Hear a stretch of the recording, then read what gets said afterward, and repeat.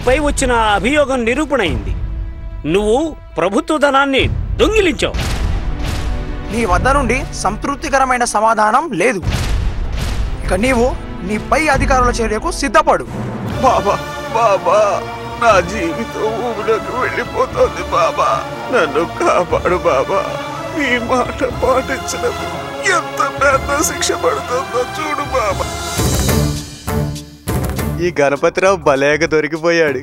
ఈ సమయానికి విచారణ మొదలయ్యే ఉంటుంది.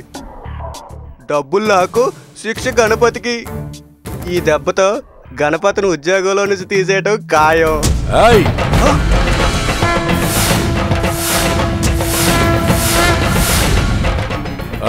నువ్వు దొంగిలించిన సొమ్ముకు శిక్ష గణపతిరావుకి పడవచ్చేమో, కానీ నీవు ఆ భగవంతుడు విధించే శిక్ష నుంచి తప్పించుకోలేవు. స్వామి, నన్ను క్షమించు స్వామి. ఒకరి నాశనాన్ని కోరుకోవడం మంచిది కాదురా. అది నిన్ను, నీ కుటుంబాన్ని పతనం చేస్తుంది. వీలైతే ఎదుటి వారికి సహాయం చేయి, లేకపోతే వారికి అంతా మంచి జరగాలని ఆ దైవాన్ని ప్రార్థించు. ఇటువంటి దుర్మార్గ పనులు చెయ్యవద్దు. ఇకనైనా నీ తప్పును సరిదిద్దుకో. స్వామి, నన్ను క్షమించండి స్వామి. నేను నిజంగానే తప్పు చేశాను స్వామి. నేను ఇప్పుడే వెళ్ళి నా తప్పు నేను సరిదిద్దుకుంటాను స్వామి. నా కళ్ళు తెరిపించడానికి వచ్చిన దైవం మీరు. నన్ను క్షమించండి స్వామి.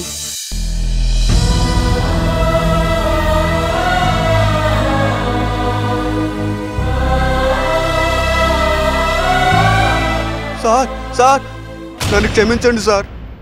ఆ జరిమానా డబ్బు నా దగ్గర ఉంది సార్.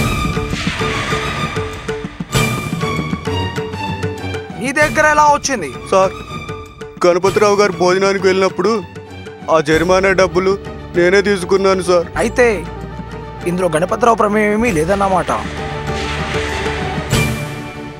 గణపతిరావు, మళ్ళీ నువ్వు నీ బాధ్యత స్వీకరించే అవకాశం ఉంది. బాబా, నువ్వు నా జీవితాన్ని రక్షించావు బాబా. నేను మళ్ళీ ఉద్యోగం చేస్తే ఏమవుతుందో తెలుసు బాబా. అర్థం చేసుకుంటున్నాను బాబా. లేదు సార్, నా ఉద్యోగానికి నేను రాజీనామా చేస్తున్నాను. But why? అవునయ్యా, నేను రాజీనామా చేస్తున్నాను. నా జీవితం అంతా ఆ సాయినాథుని సేవలోనే. సాయినాథ్ మహారాజ్ కి జై! సాయినాథ్ మహారాజ్ కి జై! ఇప్పటికి సరైన నిర్ణయం తీసుకున్నావు. ఇక స్వకార్యమును వదిలి దైవ కార్యాన్ని మొదలు పెడతావులే. గణపతిరావు, ఈ రోజు నుంచి నువ్వు దాసగను మహారాజువి. దాసగను మహారాజు, దాసగను మహారాజు. బాబా బాబా, నన్ను క్షమించండి బాబా. నన్ను క్షమించండి బాబా. లే బాబా, నన్ను క్షమించండి బాబా. గను, ఇకనైనా ఆ అల్లా నిర్దేశించిన మార్గంలో నడువు. బాబా, ఇకపై నువ్వే నాకు ఆధారం, నువ్వే నా ఆశయం. నీ సంకీర్తనే నా ధ్యేయం బాబా. నీ మహిమలను, నీ కీర్తిని నలుదిశలా చాటుతాను బాబా. గను, బాబా, ఇక నీ జీవితాన్ని ఆ అల్లాకు సమర్పించరా. అలాగే. సకలము ఆ అల్లానే సమకూర్చుతాడు. అల్లా మాలిక్, అల్లా మాలిక్. పాండురంగ విఠల, పండరినాథ విఠల, పన్నగేంద్ర శయన కృష్ణ పాండురంగ విఠల.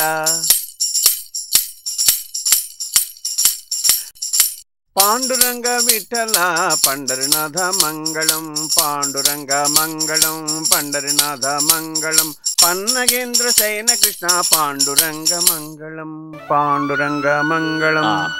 ఏమైనా దాసగను, నీ సంకీర్తన మాధుర్యం వర్ణనాతీతం. అంతా ఆ దేవుని దయ. అన్నట్టు ఇంకో ముఖ్య విషయం ఏంటి? నేను విఠోబా దర్శనం కోసం పండరీపురం వెడదామని అనుకుంటున్నాను. దాసగను ఈ విషయమై మనం ఎన్నో సందర్భాల్లో చర్చించాం కదా. కానీ విఠోబా దర్శనం చేసుకోవాలని చాలా తీవ్రంగా ఉంది. అయినా ఈ నెల రోజులు షిరిడీలోనే ఉండి ఆ బాబా దర్శనం చేసుకో.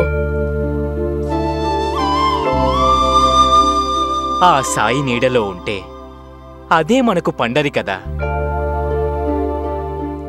బాబా సర్వాంతర్యామి, సద్గురువు అయినా కూడా నా మనసులోని కోరికను గ్రహించటలేదు. నన్ను పండరి వెళ్ళడానికి అనుమతించట్లేదు. అల్లా మాలి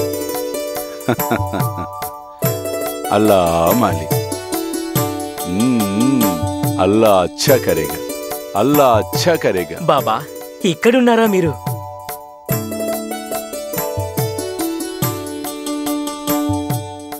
ఏం మహల్సా, బావున్నావా? ఆ, ఏమిటి అందరినీ తీసుకొని వచ్చావు?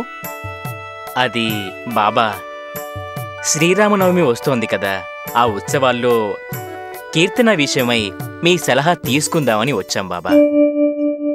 అలాగా, అన్నిటికీ పరిష్కారము ఆ అల్లా తప్పక చూపిస్తాడు. ఒరేయ్ కృష్ణ, బాబా నువ్వు వెళ్ళి దాసగనును పిలుచుకురా. అలాగే బాబా. వెళ్ళు పో. అల్లా మాలిక్, అల్లా మాలిక్. బాబాయ్ బాబాయ్, బాబా మిమ్మల్ని రమ్మంటున్నారు. అలాగా, ఆ. పద వెడదాం. ఉమ్, పదండి. అలాగే శ్యామా, బాబా. మహల్సా, బాబా మన పెండ్లి కొడుకు పండరి వెళ్ళాలనుకుంటున్నాడురా.